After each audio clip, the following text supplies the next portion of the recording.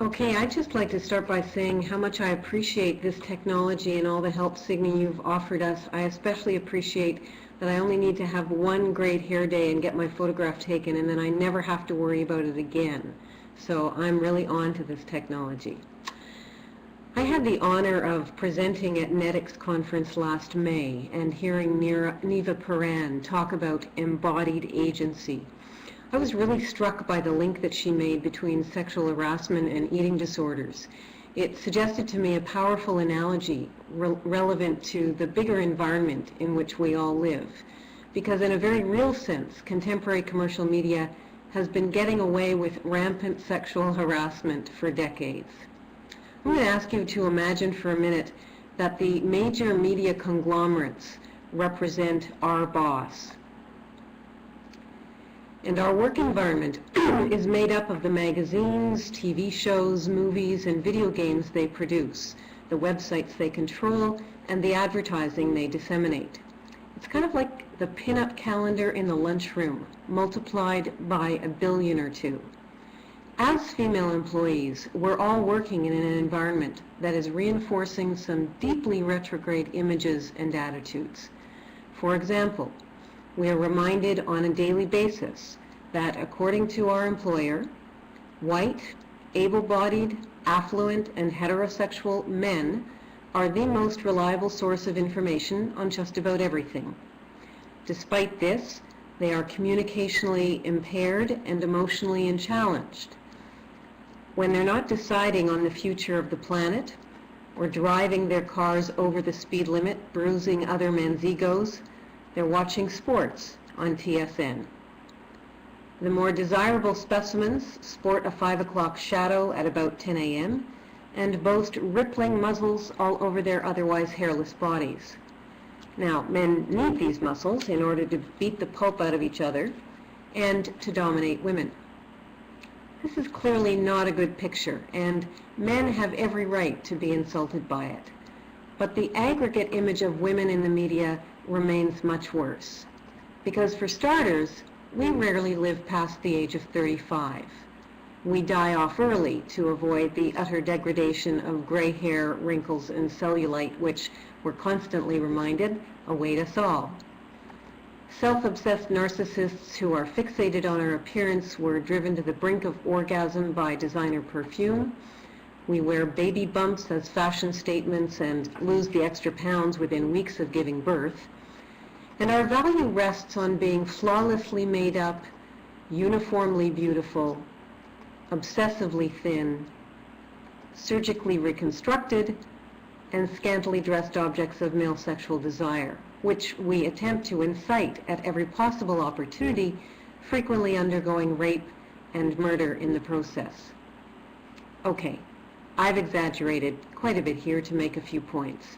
Just as media construct a version of reality that's not accurate, I have constructed these sequences in order to reinforce the general and aggregate impact. But there are obvious and increasing exceptions. Ugly Betty, for example, Queen Latifah, Susan Boyd don't fit the stereotypes. But the breakout performance of Britain's Got Talent contestant last year reminded us how entrenched our appearance expectations have become. Ms. Boyd's matronly look led viewers to presume that her lack of style was matched by a lack of talent. So when she opened her mouth, everyone was blown away. And while advertisers are increasingly reflecting women's workforce triumphs by portraying female astronauts and politicians, the scientists among us are apparently so uncommonly stupid as to remove their protective space gear on Mars, and the heads of state still feel a need to flash their black lace lingerie in their victory rides through the streets of New York City. Many women feel sexually harassed by this environment. Many of the individual images are laughable on their own, and the good news is that even young children can easily get how removed from reality such images are. But they're harassment nevertheless, and they still have a profound impact on how women feel about themselves. Cumulatively and unconsciously, Media images help to define what is considered to be normal, expected, desirable, and ideal. The media engage, entertain, and enlighten us, and commercial media in particular appeal to our deepest desires, to feel safe, to be loved, to live forever. Kids today spend more time with media than they do in school. It's an alternative curriculum, rich in imagery, graphics, music, and action. Unfortunately, the learning outcomes are not ministry approved. And clearly not every student absorbs the messages in the same way. But the reason advertisers spend billions of dollars every year is because they know how enormously powerful media are. And the aggregate message that advertising in particular sends is that happiness is available through the purchase of goods, and attaining a talked-about body is something we should all aspire to. Media literacy is a critical tool in countering this view. But even the savviest of media consumers don't have time to process all of the messages we see intellectually, especially if they feature naked people, moving imagery, music, compelling storylines. These we experience subconsciously and emotionally, and the cumulative impact on women in particular is deeply problematic. It's true that human beings have always celebrated beauty and adorned our bodies, but today's appearance ideals are so far removed from reality. They regularly reflect extraordinary interventions. And this wasn't the case a few decades ago. Consider Marilyn Monroe. What's the difference between the 50s screen goddess and today's ideal?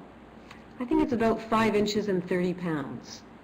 We are swimming in a sea of dismembered models now with perfect parts, and it's not surprising that many of us succumb in different ways to the constant message that with help, we too can achieve sky-high lashes, a cellulite-free body, irresistible lips, abundant hair.